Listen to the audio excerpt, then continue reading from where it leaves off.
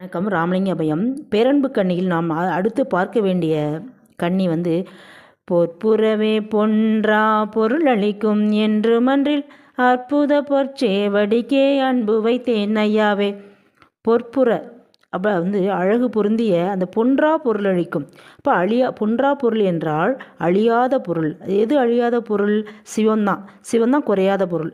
சிவமே பொருள் என்று தேற்றி என்னை சிவ வெளிக்கேறும் சிகரத்தில் ஏற்றி சிவமாக்கி கொண்டது பாரேன்.